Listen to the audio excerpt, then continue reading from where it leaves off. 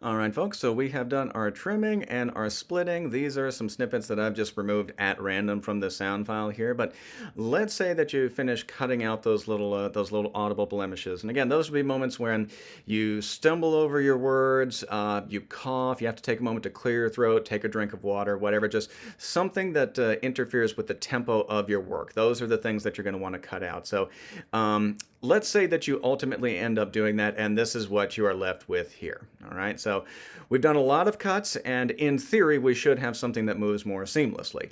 But here's the issue.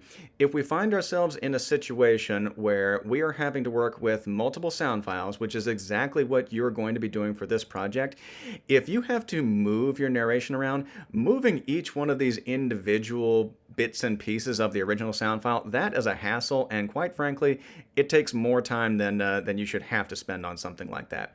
So there's a very easy way to try and mitigate that issue. So what we're going to do here is we're going to go ahead and merge these clips. So let's say you've done your splitting, and this is what it looks like now. You're simply going to take your cursor.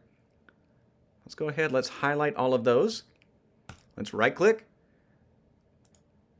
Let's merge that clip, and now we have created one comprehensive sound file that contains the edits that you have made. And you'll see that it appears now over here in your project bin.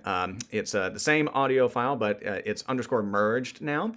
And yeah, that is how you are going to merge it together so that you just have one sound file that you have to worry about positioning. All right. Now, something to pay attention to is this. However you have the various parts of the sound file arranged on this track is how they are going to get merged. And what that means is this. Let me go ahead and undo what we just did. All right.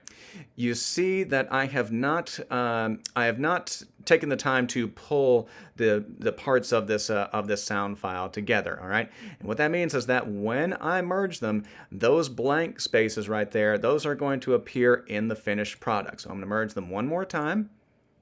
All right, so even in this cleaned up sound file here, I'm still going to have these moments of just dead silence that are, again, going to mess with the flow, the linearity of my project. So let's go ahead and undo that. Before you merge the clips, just make sure that you have got them positioned where you would like them to be to ensure the most seamless flow of your project, okay? So the good news is that you only, in theory, have to do this once. Again, in theory. So if I pulled them together, take a couple of seconds to do that, and I merge them now, that looks much better, and we don't have a lot of really obvious blank moments in there to work with. And so merging clips, this is one more technique that will make your life easier.